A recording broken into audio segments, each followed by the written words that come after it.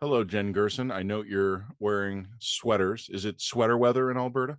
We have had a freak bout of sweater weather this week. It's hilarious because Alberta falls really are the most glorious time of year. Like they're perfect temperature, they're bright, they're sunny, the air's crisp and dry, and it's fantastic. You just It's don't absolutely expect them gorgeous. in early You just don't August. expect them in the early August. Early August is a little soon for that. So we're getting like a freak autumn weather snap, and it's very depressing too because some of our trees are just starting to turn yellow too. And I'm like, no, no, no. We have like another month to go before I'm even ready for that.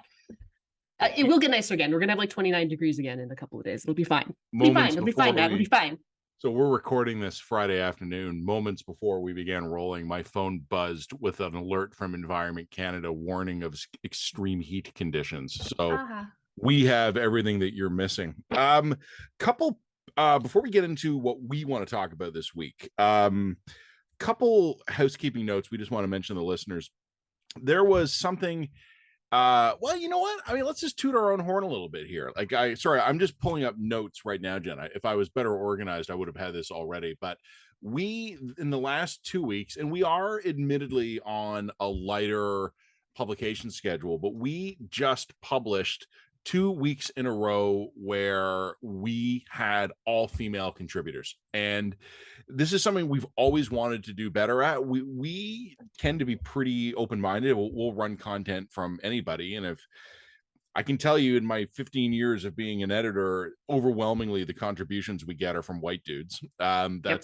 It's just the way it It's goes. it's white guy confidence. It's a whole thing.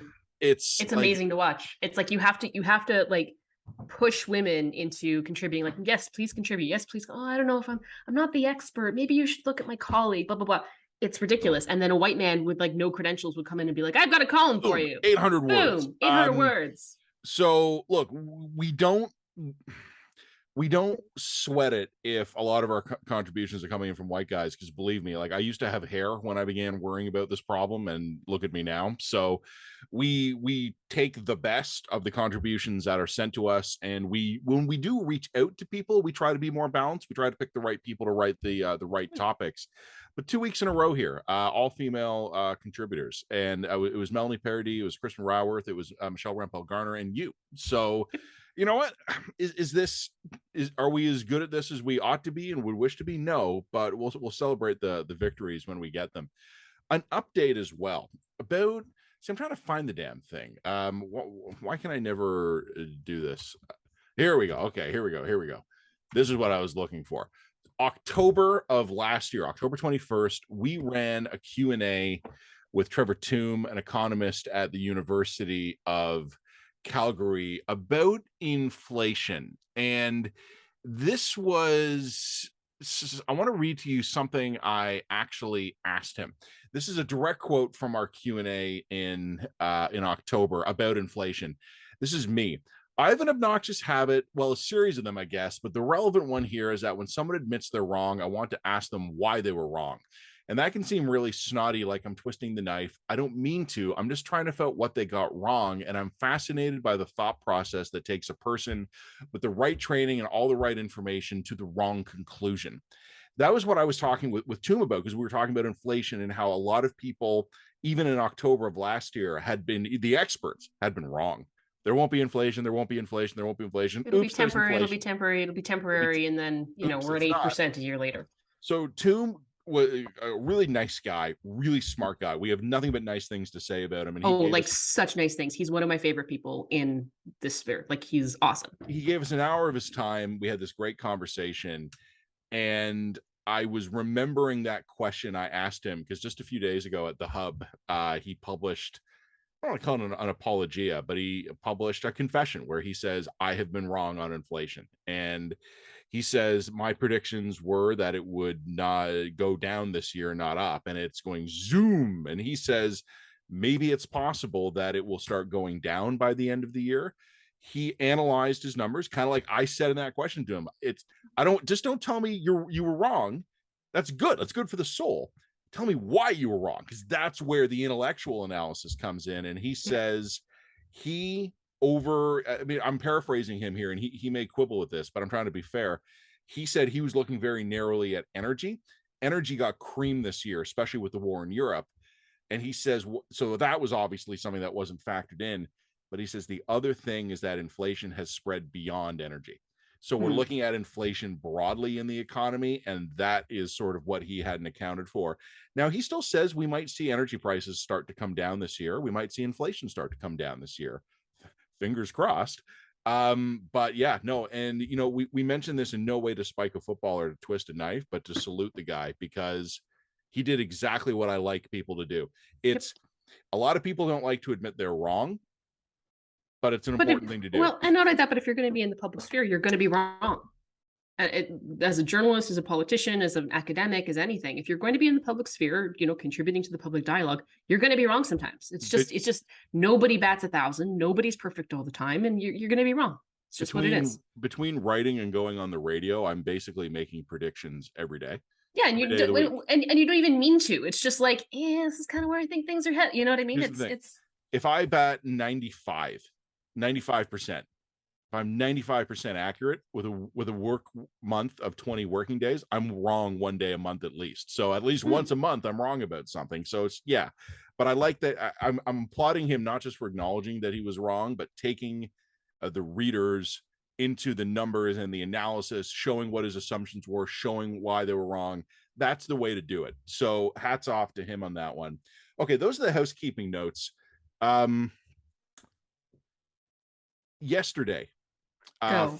Thursday, tvo.org, where I'm a columnist, I wrote a column about Doug Ford. Doug Ford made some comments earlier in the week that were bullshit. And I don't know if he's been badly briefed, if he's been misinformed. I don't know if he's trying to be overly technical, or I don't know if he's trying to avoid a panic. But he went out in front of a press conference and he reassured Ontarians that the healthcare system is there for you if you need it. And it's not. A few weeks ago, we had rural emergency rooms closing in Ontario. We had them closing for lack of staff. Toronto General Hospital this week maxed out its ICU units, and it could not accept more patients. And these aren't COVID patients. It's just they maxed out. Right. Okay. I mean, there is kind of like a base level COVID burden on the hospitals, but it's not considered to be particularly huge right now.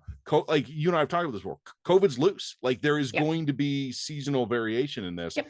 Right now, we're at a fairly low ebb for COVID. And I think in Alberta, so we have something like 23, something like that, people with COVID in hospital. Maybe I should just double check that before I say that. But I don't even know what it is in Ontario. It's not huge. Whereas like our peak healthcare system collapsing COVID numbers were closer to 300. Now there's like maybe a dozen, 2 dozen in ICU. So like it's not COVID that's pushing this over the edge. I spoke to one doctor a few days ago, Dr. Brian Goldman at Mount Sinai in Toronto. He came on my radio show. So I'll tell you what he said, because he said it aloud on my radio show. It wasn't confidential. He said COVID's impact on the healthcare system now is real, but it's not sick patients. It's quarantined medical staff. There you go. Which is like, that's a problem, but like it's important to quantify what it is. So not only is Toronto General Hospital breaking down in Toronto, but the Hospital for Sick Kids is shutting down some units so that they can redeploy staff to the pediatric ICU. Mm-hmm. There's been a debate in Ontario over the last couple of weeks about what is the precise technical meaning of collapse. Like when healthcare, like, I'm not kidding. Like this is like, I'm watching seasoned public health experts, doctors, nursing experts debate on Twitter, kind of going, is this a collapse? Like, what is a collapse? And I'm giving Dr. Goldman another shout out here. He actually kind of led the conversation and said, if we're going to be telling the public the healthcare system is collapsing, we need to be transparent with them about what that means. But does that mean you're triaging? Does that mean like this is one thing that really frustrated me during Alberta's sort of collapsing dialogue at the height of our COVID wave, is that they're kept on saying, well, the healthcare systems could collapse, but nobody really defined that. What they meant by that is that the healthcare system could be moving into triage, which means that if you had an 80% chance of dying as a result of X, you probably weren't going to get access to an ICU bed. That's what they meant by collapse. It meant that critical resources were being withheld in certain circumstances. I think, well, first of all, I want to break my center of the universe worldview here just for a second. I want to complete a thought, but then I want to ask you something. The situation in Ontario, as I can see, is that the treatment of care for the provision of care for imminently emergent patients, like mid-heart attack, have just been shot wheeled in from car crash is still happening, but ICU staff levels are very low. So we're probably losing patients at the margins, and those patients won't show up in any database, right? Like someone No. who's critically ill who goes to an ICU, we're going to be losing patients who might have survived or had a chance to survive if we had proper staffing. It's only going to be visible in hindsight with The statistical statistics. analysis. Yeah, Yeah. you're going to be like, look, we were actually, in a normal year we would be losing 1 out of Three. 5 patients. Yeah. Now Now we're we're lost. losing 1 out of Yeah. 4, sort of thing. Like Yep. that's going to be the how that's visible. Basically, the batting average of ICU staff will go down this year, but we'll only be able to see that later.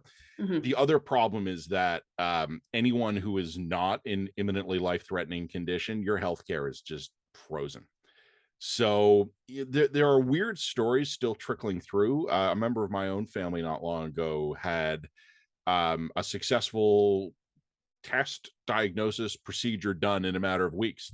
Perfect. Like the stars aligned. Everything was there. Like the test was available when it was needed. The diagnostic technician was on the ball that day. There was a surgeon available to do the procedure. So there are still good news stories coming out, but the system-wide metrics have never been worse in terms of hospital wait times, procedure wait times, ambulance offload times. And we're hearing some really horrific stories that I'm hoping that we're going to be able to do some reporting on, about stuff that's being withheld from patients that normally would not be I withheld. know what you mean, and we're not going to say anything aloud yet. We're I not going have to say anything not on made it. any headway on that. Okay, that's fine. We're working on it. So I'm still banging my head against that, but I haven't made any headway. Fair enough. So You let want me to? ask you. So Is it just Ontario? No, it's not. it's not. So I spoke to a friend in Atlantic Canada, and it's similar there. How are you guys doing same, at we're West? seeing the same things in BC, and even in really wealthy Alberta. And Alberta's got money, right? Like we've always devoted a lot of our resources to healthcare, even when we couldn't afford them.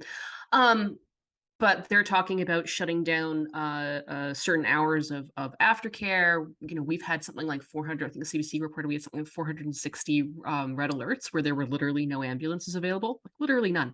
There's no ambulance. Yeah. And then there's been also lots of reports of people being moved from ICU and from hospital into hallways, so hallway care. Now, I don't want to overstate this either.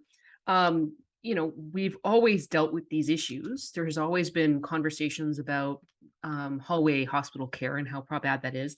We've always had things like red alerts for ambulance, but definitely we're hitting the same crunches for exactly the same reasons. It's just like, you know, a system that was at capacity and maximally efficient before COVID hits, everybody basically burns through whatever they have in order to get through the pandemic, and now we're actually starting to see the long-term consequence of that. Doctors are on vacation. My own family doctor's on vacation. Staff have burnt out. People have quit. They can't get new people into the system fast enough to restaff a lot of these capacity issues, and as a result, you're seeing these sorts of marginal things start to happen that worsen the metrics overall. So yeah, it's not just out Ontario. It looks like everybody's facing these problems. But if you went into COVID maxed out, you're now in deep shit. Whereas you had a little bit of wiggle room before COVID, you're maybe in less deep shit, but still in some shit. You're in the shit, but it's not as deep. Yeah, exactly. You know, I mean, Ontario, I was going to say burning the candle at both ends, but that seems too tame. So it's like we're getting fucked two ways at the same time, because we have didn't Horgan? I think Horgan made an announcement. Sorry, I'm gonna look this up because I think Horgan made an announcement in BC. But you talk about healthcare. Yeah. Yeah. Well, you go do the quick Google on that. What I'll just finish saying is the problem Ontario has is, first of all, I think per capita we had the most vulnerable system. Like I'd have to go back and check 2019 metrics, but I think we, if not, like maybe one other province or territory might have been slightly worse, but Ontario was particularly a sitting duck just in terms of overall system size. We had a tiny system and like per capita, and we were working it as hard as we could, but there was no margin for error. And the reason we're getting it from two directions at once right now is, as I said, COVID has overall bumped up baseline system demand, right? Like the system is now busier, and it will be on an enduring basis than it used to be, because there's this new circulating virus, and it's a nasty one. It didn't exist 3 years ago, and now it's all over us, and it always will be. the healthcare system will always be busier going forward because COVID exists. Meanwhile, we have lost a ton of healthcare professionals. They've quit, they've retired, they've moved, they're working at a retail job because the hell with this. So we have a smaller system that 3 years ago, we had a system that was too small. Now it's smaller and there's more work to do. Nothing that we're experiencing here is shocking, but we're not being honest with ourselves about. Yeah, and I just want to say, so Horgan paints dire picture of healthcare system, quote unquote, crumbling under our feet. He's actually been one of the people sort of pushing for more money from the feds to try and address some of this issue. So it's this is a nationwide issue. It's just some provinces are slightly better off than others, but all provinces are basically feeling this crunch.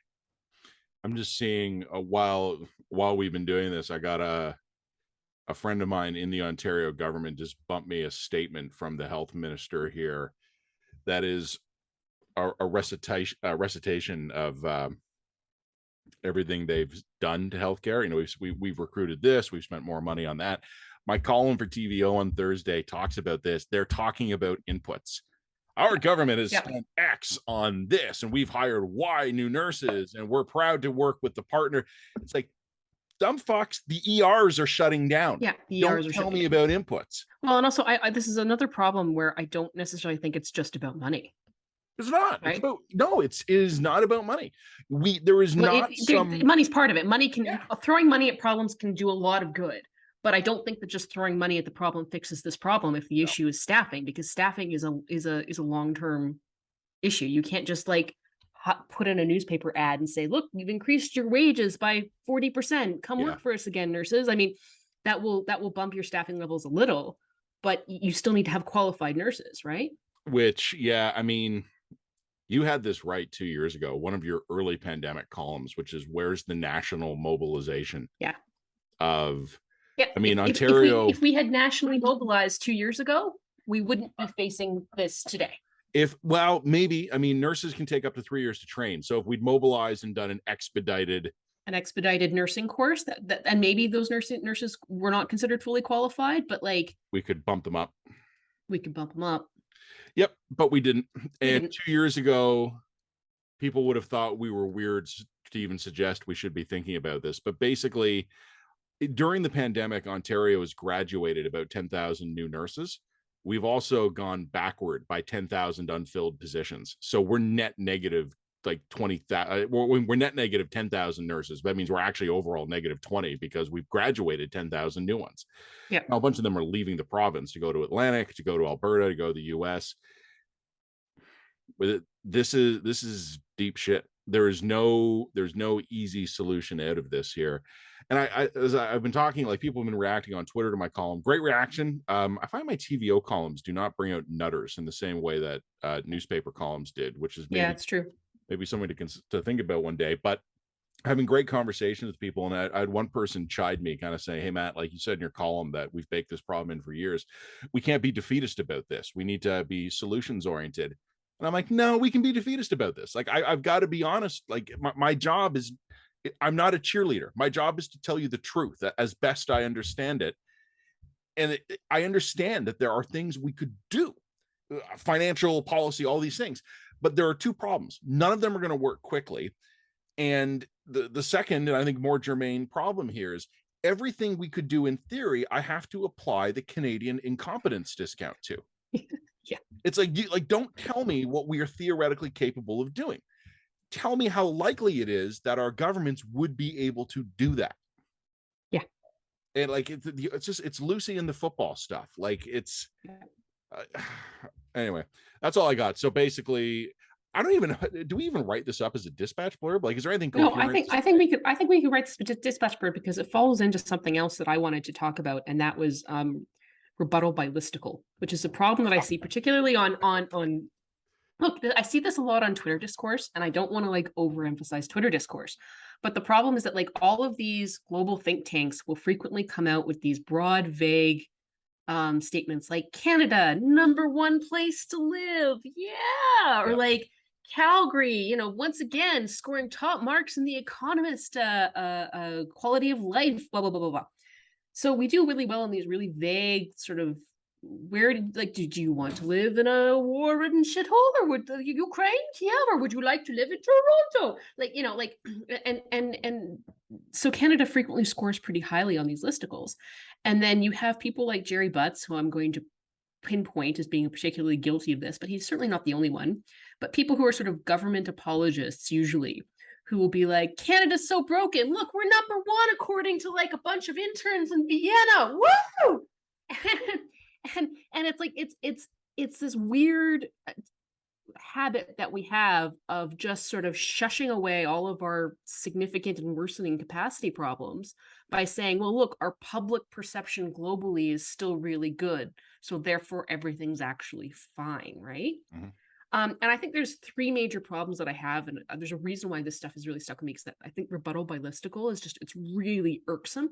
And there's three problems with it. One is the optics problem. Look, if you can barely afford your house, your grocery bill's going up, and your healthcare system, local healthcare system is collapsing, who gives a fuck what the Economist thinks about the quality of your life in blah, blah, blah? Who cares what the World Economic Forum says about, like, who gives a shit? Like, I'll remind myself that Toronto's rated one of the world's most livable cities while lying in agony waiting for orthopedic surgery on my broken leg. Yeah, that's right. That's exactly it.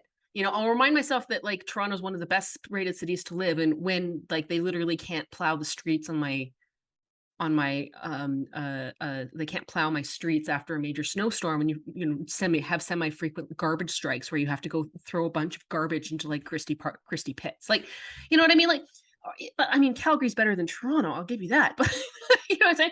Like, even Calgary, for example, we've got a rental rate of 1%. Like, if you're coming to Calgary and you don't have a significant amount of money, good luck trying to find a place to live. It's actually a major problem right here.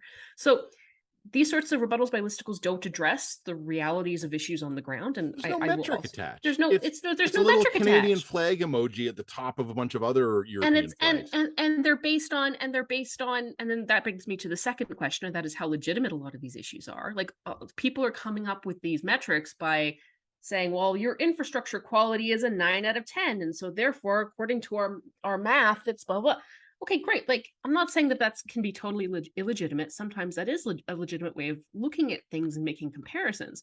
But like, again, if you have some intern in Belgium, coming up with these metrics, these algorithms based on what? Like, what are you basing this on? Like, how are you giving the quality of Canada's infrastructure a numeric value? Like, is it legit? Is it not legit? What's the math that's going into this that's providing these statistics for you? And like, I can't remember which one, but I remember seeing there was one of these Canada's #1 listicles, and then you went into the meat of it. It was like, it gave our healthcare system 100%.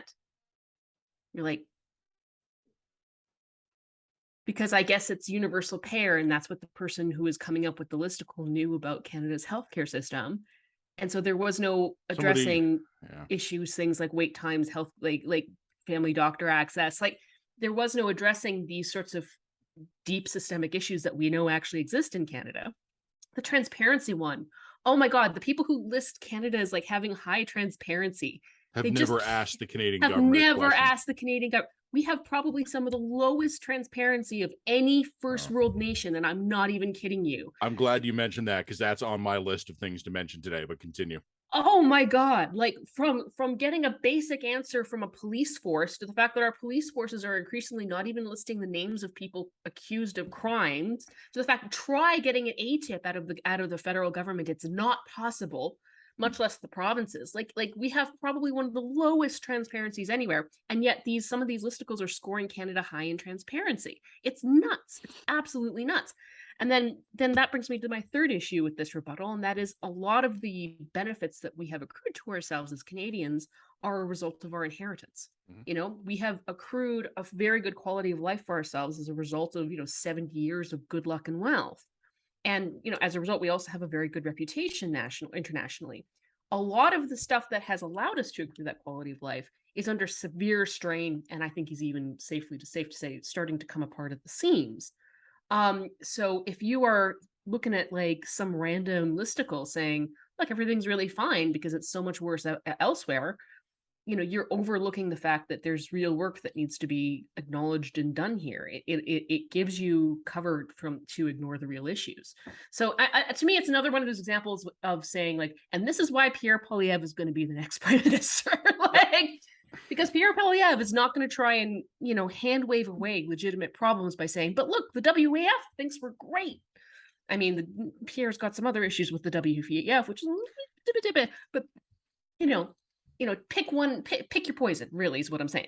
Anyway, this is a little rant. I just went on a full rant. I think that's a dispatch. I don't think that's a column, but it just, this drives me nuts. This just drives me nuts. Why don't we Vulcan mind meld healthcare and listicles into one good? Oh, that'd be too long. It'd be so long. Can we do the healthcare component in like a paragraph? Oh yeah, I don't think we should do a long one. Just do a really short, just condense your column, and then we'll just pivot from that into the listicle issue. Well, I wanted to mention something, and I wasn't going to mention this on camera. It was actually an unfortunate incident. I was out on Thursday night for drinks with a friend, and didn't drink a lot, but you never know how those evenings are going to go. So I left the car at home, and I took transit, right, just because you want to be responsible. And while I was on the subway, there was an individual on the subway who was mentally unbalanced in some way, and it was a really unfortunate incident where he was haranguing a black family in racist terms. Oh, and awful. I was the only white guy in the area, and he was yelling at me to come discipline my slaves. Wow. And yeah, it was a really unpleasant encounter. The individual who was having the mental health issue eventually stormed away, screaming, marching up and down the car. And I looked at the family. I'm like, "Are you guys okay?" Like, it was all like nonverbal. Right? Like, "Are you guys okay?" And the guy's like, "Yeah, it's okay." But it was a really uncomfortable incident, right? And the family, the dad, the teenage kid, I felt terrible for them, right? Like, I didn't realize at first what was happening. They were way down the car. I just heard shouting and racial slurs, and then the guy came storming down the train and pointed at me and said, "I need a white man to go control those slaves." And then he just stormed down. And I looked down the car, and there was this family, and they were obviously shaking. I was like, "Are you okay?" Like, there were other people as well. I think everybody actually handled it fairly well. There were other people in the car who were checking in on them. They were obviously shaken and upset, but they weren't physically harmed. And then the guy, the crazy dude, got off at the next stop and stormed off into the night. And I just kind of remember thinking, like, I rode the subway a few more stops, got off where I was going. I was walking up the stairs, and I was just thinking, like, that's not going to show up on a listicle, right? Like, that person, I'm not angry at the person who is screaming those things. That person needs help. Like, that's a system failure that was manifesting. Yeah. So yeah, I mean, most livable city in the world, as long as you're not riding the subway down line 1 at around 9 o'clock last night. And when I was actually in Toronto, it was so interesting that, like, and again, I'm not naive about Toronto. It's just, it's big city living to some extent. But I mean, stuff like that, stuff almost that bad happened to me twice in the 2 weeks I was living there. So that just becomes really normal. Right? Oh, I mean, what happened last night was particularly unfortunate. That involved the family. That's very nasty. But this is not. I wasn't surprised to have an issue on the subway. And I will be honest with you, I do think it's gotten worse. Yeah, I agree. Like, when I was living in Toronto, 10, 15 years ago now. Oh no, not you don't even go. It's worse since COVID. Oh really? Yeah. Interesting, because I do remember there were a couple of incidents when I was like in school, like where you would have creepy dudes follow you or whatever. Yeah. Like that's big city stuff. But it's worse than 3 years ago. And I don't know yet if there's stats to prove that. And I also don't know how many of these incidents get reported. But it was like, you know what? I mean, it's when the guy left the train, and again, the family was shaken. But I feel so bad for that family. How would you even the other problem too is, like, if you confront the guy in a situation like that, 9 times out of 10 you're going to escalate it, and it's going to get physical. Yep. Right. So sometimes it is best to just let the crazy run off, and especially since he was already leaving. But I mean, for a minute there, I was thinking, oh God, this guy's going to get violent with somebody. I was the only white guy in the car. There were a few Asian passengers, a few I guess Indian or brown skin passengers. I don't know what their nationality was. And then this black family. And so the rest of us were all kind of, hey, everybody okay? And then, but when the guy left and got off, But who the hell knows what that guy did? Like, he wandered off into the night ranting and screaming, right? So, And how do you like us with the family? How do you explain that to your kids? Like, you know what I mean? Like, just um, awful. yeah, I mean, the kids were teenagers, and I don't Oh, like, okay, fair and I'm enough. not saying Yeah. that makes it right, but I mean, I No, think at no, of least course by not. then You can have you that can, conversation. yeah, you can explain it to them, but to Yeah. kids, Oh, anyway, world class city. capacity. But no, I'm not angry at that guy. That man is a failure. Like, that's a societal failure that guy has not been given help to deal with his problems, and because of that, other people are paying the price for it as well. All right, this is a big pivot. We were talking about transparency a minute ago, and uh, Canadian listicles. I should have mentioned this last week. I'm out of step chronologically on this one. Brenda Lucki and Bill Blair. We were talking about them a lot before we took our vacation at the start of July. Did you read their testimony to Parliament? Oh God, you're gonna make me read their testimony to Parliament. No, I won't.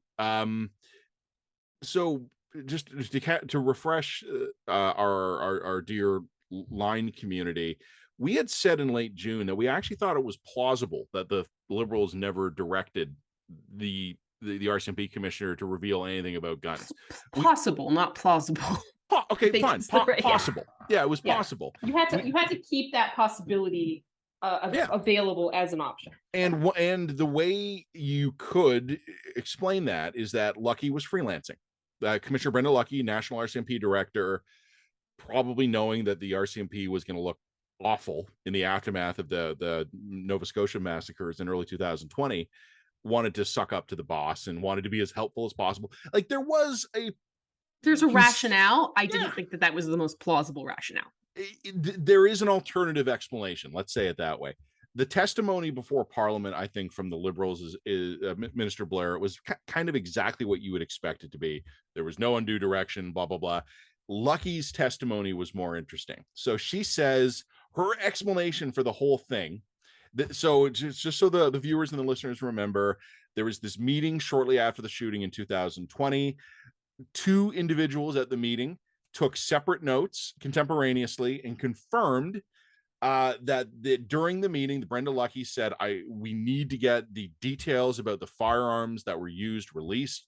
There's an upcoming gun control legislation, and I've promised the Prime Minister will get this information out. The individuals at the meeting locally, the local officials, took from that this was a political interference, right? That they were being told to expedite and alter their investigation to serve a Liberal political goal. Minister Blair's comments are basically what he's already said. They're not worth spending any time on. What Commissioner Lucki said, though, was interesting. She offered this as her explanation, where she had said, I had misunderstood previous information I had, and I had told the government, my superiors in government, that information would be released. And that is what I was telling my staff. It wasn't that I was compelling them. It was that I had already told my superiors that they would be releasing that, and it would be helpful if they did. Too big. Okay. So that's what she spent a month coming up with. It seems like a lot of work to thread a needle here, is what I'm saying. Two problems. Yeah. One, why the fuck did she mention the upcoming gun control announcement? That's the giveaway here.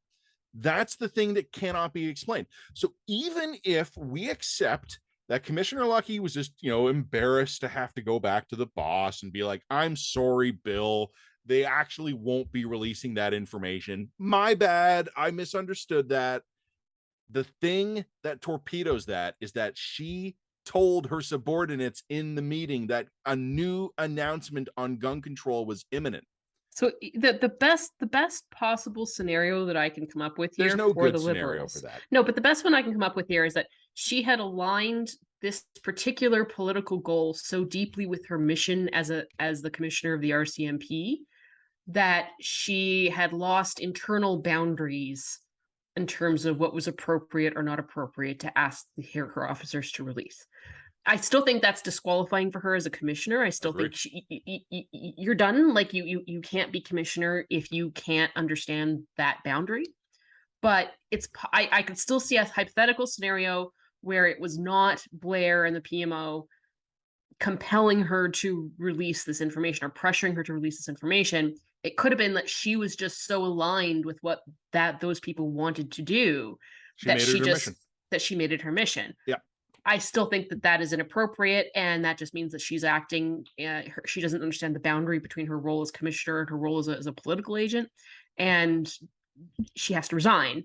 But that would potentially save the government's ass if that's the interpretation. That's my exact view on this as well. You speak for us both on that. The other really interesting thing, though, and this is why I say it's relevant to the transparency issue. I don't have the notes in front of me right now, but as I was reading through the article, I was just laughing, and I dropped a few bookmarks in on my screen as I was reading this, because, oh my God, has her language been coached? So she said, like, she was asked, hey, did you say that you had promised the government this information? And she's like, I may have used the word promise, but I did not mean in any formal way. What the fuck does that mean?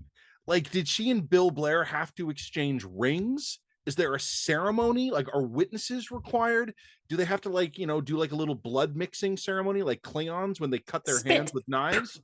Like, I'm sorry, Commissioner, if your line of defense on whether or not you said that we'd promised the government is that there was no formal promise, What's a formal promise? No one was expecting you to marry the minister. Like no one thought we had to march you down the aisle to make it official here. Promises, okay. Like what's the difference between a promise and a formal promise? I mean, one of them involves you putting your hand on the Bible, I guess. Yeah, or signing a contract. Yeah. Like so that was just a ridiculous statement. Reading through this, like the language they are using, and for the written dispatch, I will go through and I will find more examples of this, but there are so many weasel words in the testimony that you talked a few minutes ago about transparency.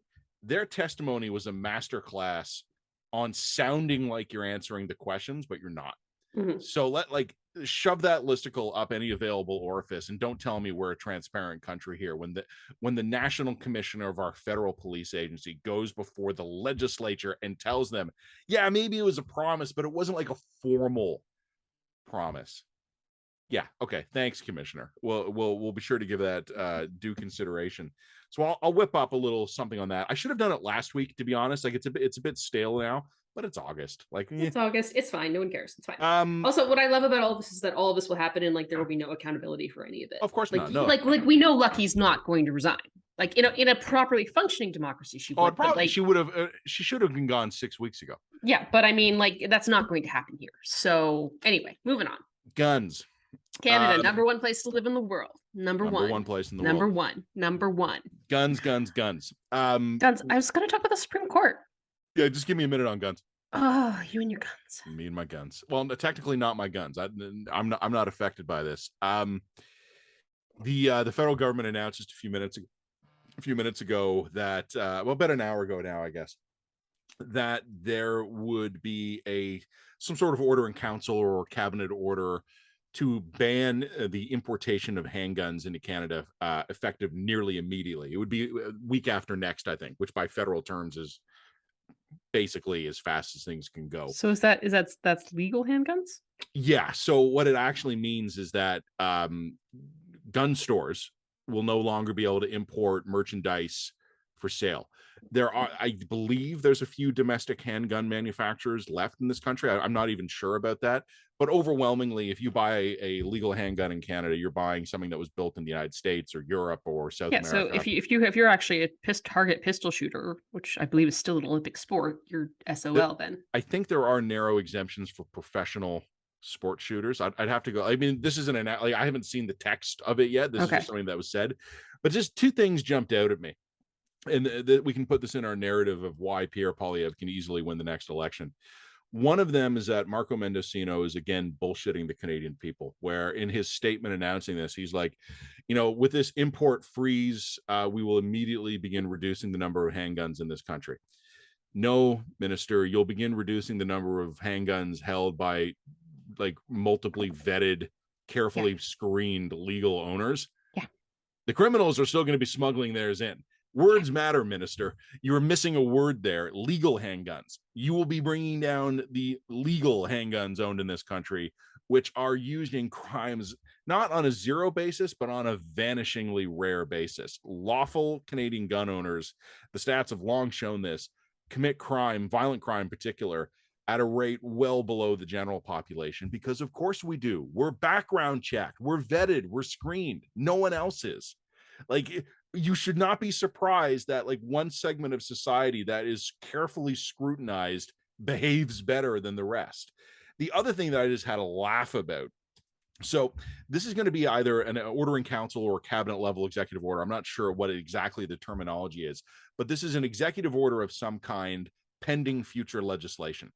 And Melanie Joly, who will, as foreign affairs minister, controls import and export permits, at the press conference, she said, "Oh, Marco and I got to talking, and we realized we could do this so much faster, and then we'll get the legislation in place eventually, but we can begin delivering our gun control plans to Canadians sooner by using executive action." The Liberals need to pick a lane, because on the one hand, in particular, about the Commissioner Lucky thing, Bill Blair's been saying, hey, we weren't rushing anything after Portapique. Our gun control plans had been in the work for a long, long time. On the other hand, you have Melanie Joly on Friday making it sound like she and Marco had a gab fest and came up with a new idea of how to do gun control in this country. Well, the other thing I would point to here is that when the Obama administration began to use executive orders to enforce their immigration policies, because of course they couldn't get anything through the House and Senate, this was hugely controversial. It was like you're essentially using executive orders to circumvent the ordinary legislative process, and it worked for a couple of years until Trump gets in. And then he starts basically governing by executive order.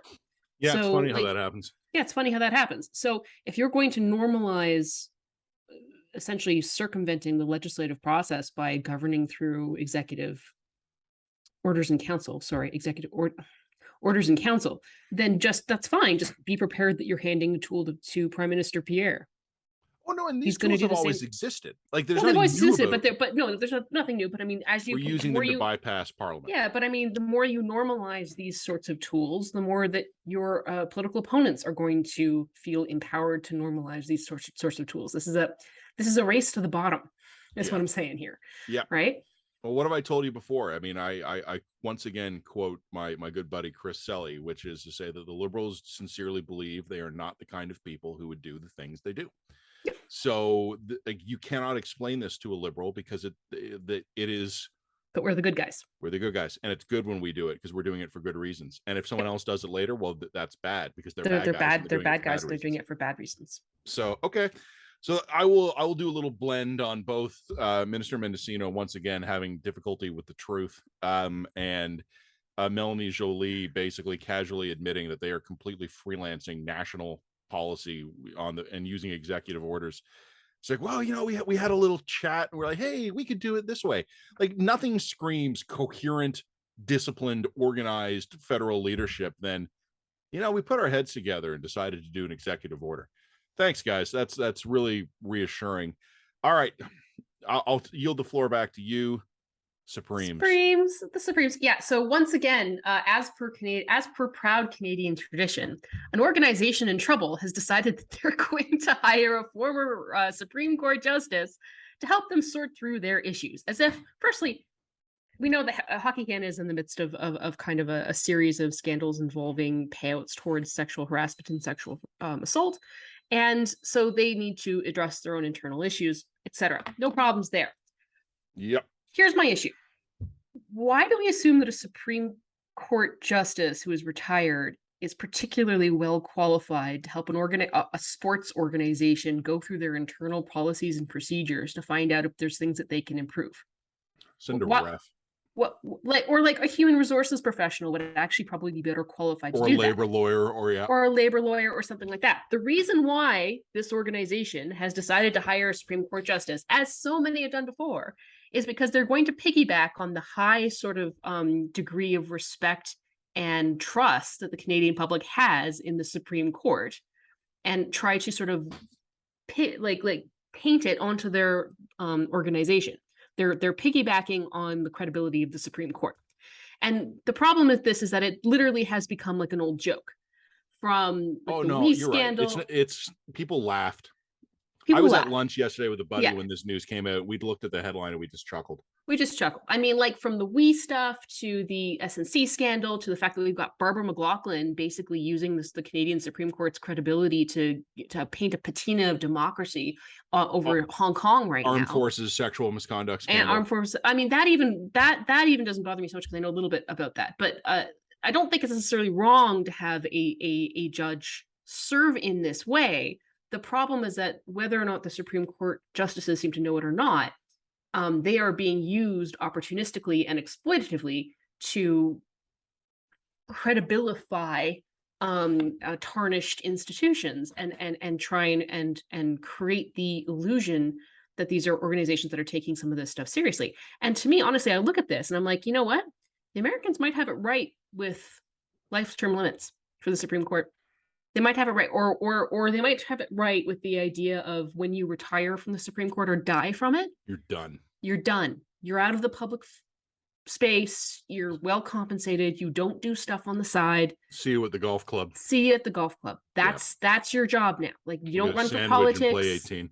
Yeah, because you can't have a habit or a country's habit of like the people going from these absolute top roles, positions of what should be almost sacred trust within a public institution, and then using that credibility to try and rehabilitate tarnished organizations. Like it's just, you can't do that because that undermines the whole trust that people have in the law and the system. It's the system and the institution as a whole. So it's now becoming a bad joke. Like, and I do mean that literally. It's a bad joke. So I agree with everything you said, and I think you should write that up. I would like to add one point. So the federal government, from the prime minister on down, and certainly the minister of sport, whose name I don't think I've ever known. I would say I forget her name, but I don't think I've ever known it. Whoever the minister of sport is. Christy Duncan?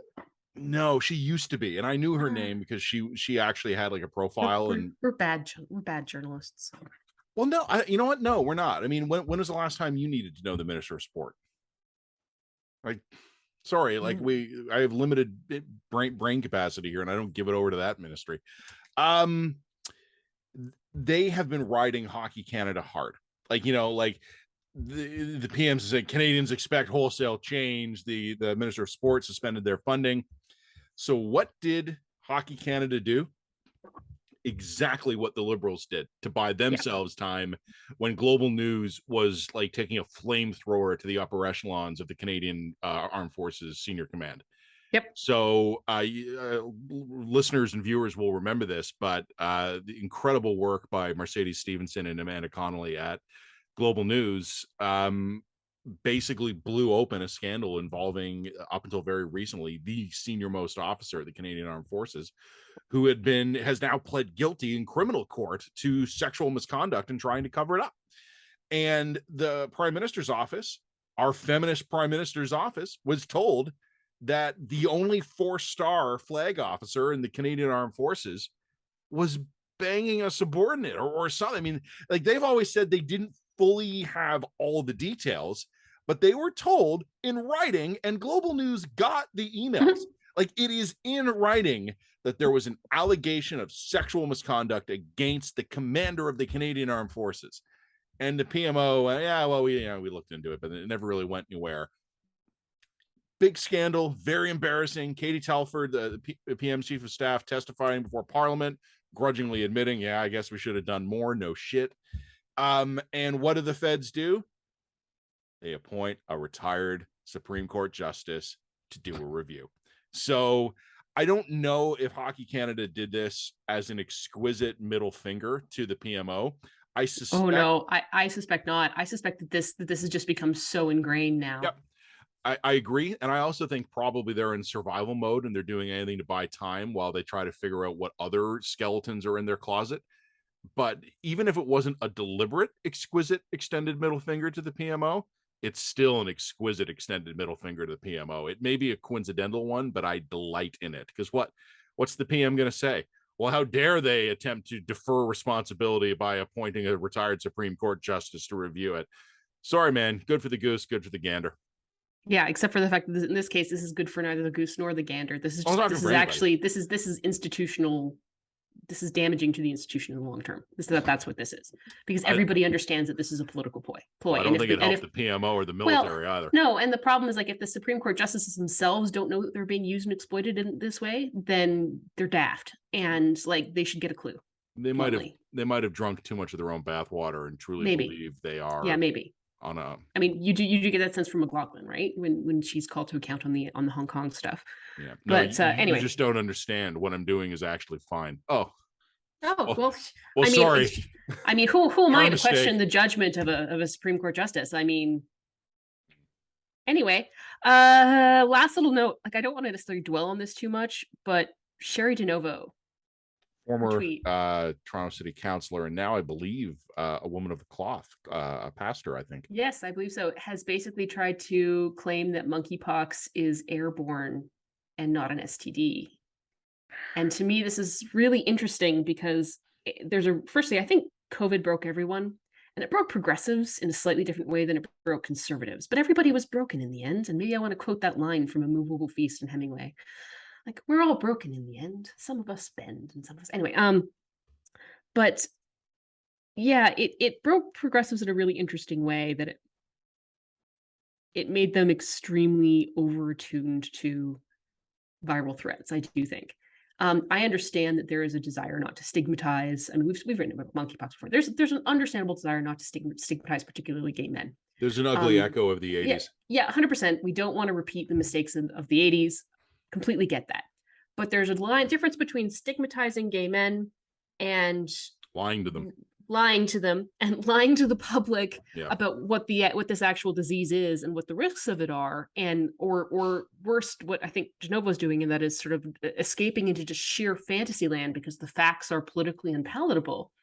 And the problem with this is that because so many of our public agencies can't seem to just be blunt and straightforward about where the risks are allocated, what you have is the building of kind of a reactionary backlash to this that is going to wind up paradoxically stigmatizing a lot of these people, because people are going to be just like, it's almost like that South Park syndrome that there's like the more you make something taboo, the more tempting it becomes to pop the bubble hard. And I think South Park even did a horrible skit on this already. So, like, you know what I mean? Like, look, monkeypox isn't airborne.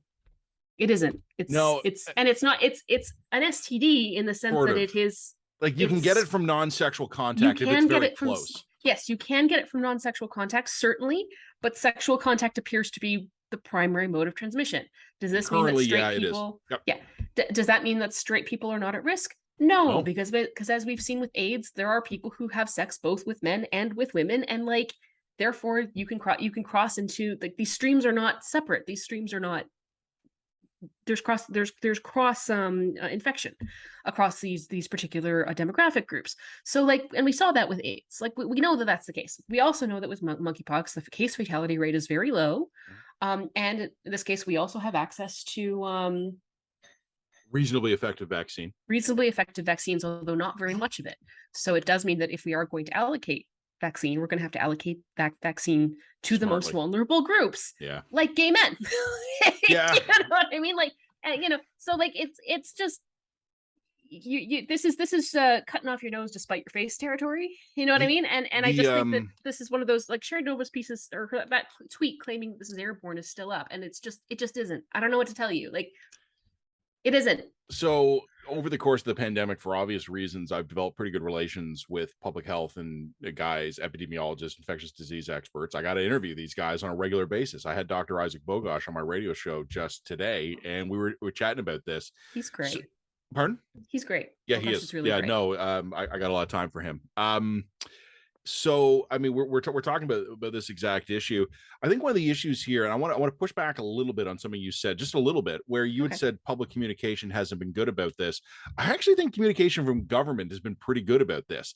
I think the problem is that some of the people with big profiles in the community are stepping in and going, whoa, come on, government, let's not stigmatize these people. Monkeypox is airborne, right? I think actually the gay community, particularly in Toronto, where I have like where I follow the local news, I talk to the local public health guys. My understanding is they're getting great uptake from the gay community. Great, cool. There's a facility downtown, a community center called the 519 that's right in the gay village. They've been having vaccine clinics for Great. monkeypox, Awesome. and they've had lineups around the block. Super. Communication has been good. Uptake has been good. Well, and this So I could be think also where I'm kind of cross-contaminating probably my own. I think communication in the States has been a little bit more hit and miss, is what I would say. So maybe I this is honestly less of don't an know. issue in Canada than it has been in the States. But I- there's been tons of examples of like governments in the United States not like dancing around who's vulnerable to this. It's funny though. I mean, during the pandemic, you and I have often been critical of government communications during COVID, like no doubt about that. But I think one of the intangibles in modern crisis communications is that on Twitter and other social media platforms, TikTok apparently very, very much. I don't do TikTok, but I've seen some of them. No, because we're adults. And what the problem we is, do Twitter, which is do way Twitter, more mature. like grown-ups. Like grown-ups. You can have the best government communication in the world, but if 40,000 people are only hearing it filtered through a TikTok influencer, you're at the mercy of the TikTok influencer here. Yeah. So I think our government comms on monkeypox probably haven't been perfect in Ontario, Toronto, but they've been good. And then you have Sherry DeNovo kind of going, well, I think we can't be, we think we can do better. Therefore, I'm going to tell people monkeypox is airborne. I've talked to like 5 epidemiologists in the last 2 weeks. I'm like, is monkeypox airborne? The answer is no. They're watching it carefully. The virus does seem to be behaving differently than it traditionally has, and they don't know fully why, and they're watching it. But the cases that they know of are all traced back overwhelmingly to either men who have sex with men, direct physical skin-to-skin contact, or people who are in the immediate circle of someone who is traced back to that. We aren't getting a situation of some guy walking in off the street and being like, I got monkeypox and I must have picked it up off someone on the bus or at work or at the grocery store. That's not happening. What is happening, as far as we know, is that people who have prolonged physical contact with each other, sexual or otherwise, are passing it along. I suspect Sherry's heart's in the right place. I got a lot of time for her. I have nothing. I don't have a mean thing to say no, about her, I mean, it's impossible statement. to dislike Sherry. She's a nice person, but like, this is to me, this just gets back to one of those examples where, as I said, I think COVID kind of broke everybody.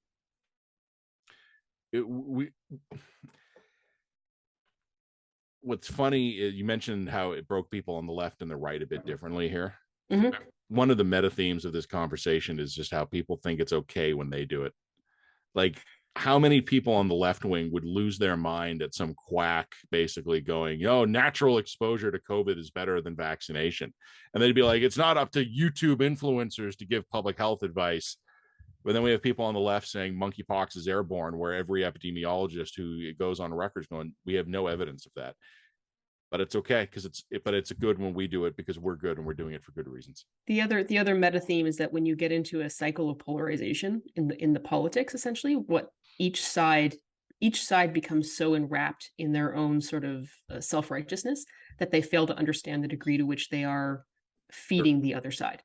So essentially, it becomes a self-fulfilling polarization cycle where the left does this thing and then the right reacts, and then the left does this thing and then the right reacts, and the left is like, oh my god, you horrific reactionary assholes, when they are being horrific reactionary assholes, and then the left responds by going even further, and the horrific reactionary assholes go like, whoa, well now we need to go even further.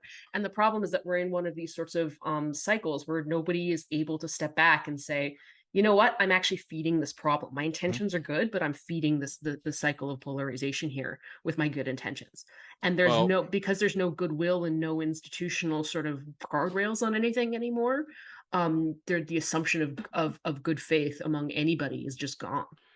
As our mutual friend Colby Kosh once said, it was such a short but elegant sentence. And what I think, Colby and I have known each other for years, and I was his editor for many years, so I've read more Colby Kosh columns than most.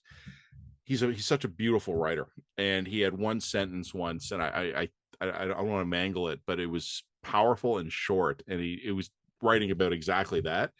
And he said they're called reactionaries for a reason. They're reacting.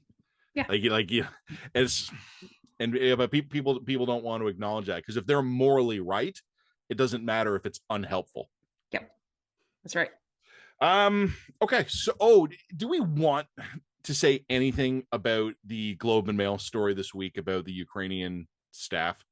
Oh, we do. I've actually asked our people on the ground in Ukraine if they want to look into that. See if we can get some reactions. Ooh. So yeah, I Or sent like it an out. actual reported out piece? Is it okay? Yeah. For dispatch purposes, do we have to say anything in the next 24 hours? No, I don't think we have to say anything in the 24 hours. It's a really, really good piece. It totally deserves more play. And this is why I think we should follow it up with a reported piece. Okay. So I will do guns, I will do lucky, and I will toot the horn on the ladies, 2 weeks in a row of female contributors. Okay, so And I'll do rebuttal by listicle as our yeah, second I'll dispatch. also laud Tomb for his integrity. Yeah, give him Yeah. a shout out. Okay, so I'll do rebuttal by listicle, and I'll just basically repeat my rant there. I'll do Supreme Court as a running joke.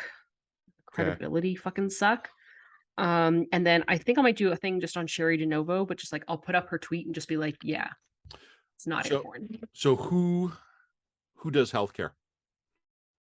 So you don't want I think you should do healthcare just because you can just summarize what you did for the TVO column and just do a brief 2 or 3 paragraphs, and then just maybe just add notes that it's Alberta, it's Atlantic Canada, it's BC. It's like this appears to be across Canada thing, but it's particularly acute in Ontario because of course you guys have been running it closer to the red for longer. Yeah, it's and this has already gone long enough, but you know what I find really interesting about this? Provincial Liberals have gotten awfully quiet. I mean, Ford just won his second term, right? But that was only a few weeks ago. Basically, Ford is a 1 term plus a few weeks premier, and this is a decadal problem. The provincial Liberals ran this province for the 15 years before this, and the healthcare system was whittled away to nothing. And I tell you, Jen, I mean, this is no bullshit.